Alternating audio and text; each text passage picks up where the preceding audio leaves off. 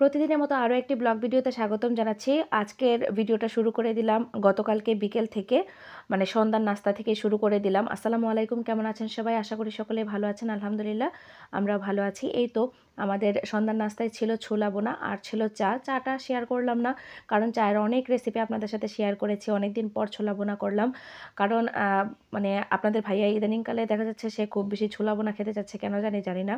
বারবারই বলছে যে এটা খেলে তার অনেক বেশি উপকার হবে, অনেক বেশি সে টায়ার্ড থাকে, এটা সেটা অনেক কিছু। যাই হোক, তার পছন্দ মতোই করলাম আজকের নাস্তাটা। আর এদিকে একটু মাছ ভাজি বসিয়ে দিলাম। মাছ ভাজিটা হচ্ছে এখানে 2 রকমের মাছ নিয়েছি। এক পিস নিয়েছি হচ্ছে রুই মাছ আর 2 পিস নিয়েছি পাঙ্গাস মাছ।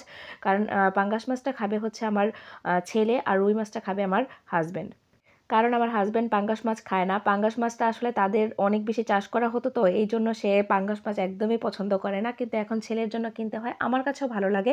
সেই জন্য আমরা মা ছেলে দুজনে মিলে পাঙ্গাস মাছ খাবো, আর আমার হাসব্যান্ড খাবে হচ্ছে রুই মাছ। তো যাই হোক, কথা বলতে বলতে মাছ ভাজিগুলো হয়েই গেল। আমার প্রতিদিনের ব্লগ ভিডিওগুলো আপনাদের সাথে শেয়ার করে আপনাদের ফিডব্যাকগুলো জানতে চাই, অবশ্যই কমেন্ট করে জানাবেন। যারা আমার প্রতিদিন ভিডিওগুলো দেখেন সম্পূর্ণ, তাদের জন্য অনেক অনেক ভালোবাসা আর দোয়া রইল।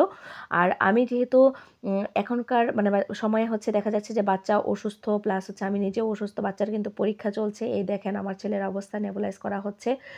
মানে এই প্রতিদিনই এই কাজ চলছে। আমরা মা ছেলে দুইজনই এরকম অসুস্থ, দুজনেরই নেবুলাইজ করা হচ্ছে।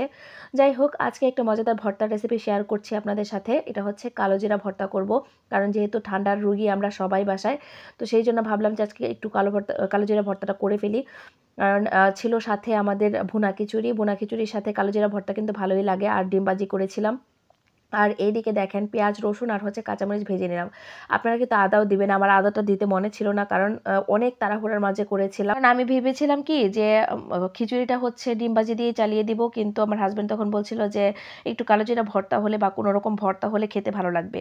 তো যাই হোক, আমি সেই জন্য খুব দ্রুততার সাথে আসলে ভর্তাটা করেছিলাম। আর এদিকে হচ্ছে কালো জিরাটাকেও ভেজে নিলাম। কালো জিরাটাকে ভেজাইনি, কিন্তু কালো জিরাটা বাজার থেকে কিনে আনার পর ধুয়ে তারপর রোদে দিয়ে দিবেন, ভালো করে শুকিয়ে রাখবেন, তাহলে কিন্তু পরবর্তীতে আর ধোয়ার প্রয়োজন পড়বে না। আর আমি কিন্তু মানে দেখেছেন আমার কালো জিরার কালারটা একটু ডিসকালার হয়ে গিয়েছে, তার কারণ আছে। তার কারণ হচ্ছে আমি যখন রোদে দিয়েছিলাম তখন কিন্তু রোদের খুব বেশি আঁচ ছিল না, সেই জন্য কিন্তু কালো জিরার কালারগুলো একটু চেঞ্জ হয়ে গিয়েছে। আর আমি কিন্তু ধুয়ে অবশ্যই সেগুলো শুকিয়ে রেখেছি, সেই জন্য কিন্তু শুধু শুকনো খোলায় ভেজে নিয়েছি, কারণ এটা তেলের মাঝে ভাজলেও কিন্তু খেতে মজা লাগে। আর আমি কোনো প্রকার তেল ব্যবহার করলাম না, তার কারণ হচ্ছে আমি পরবর্তীতে সরিষার তেল দিয়ে মাখিয়ে নিব।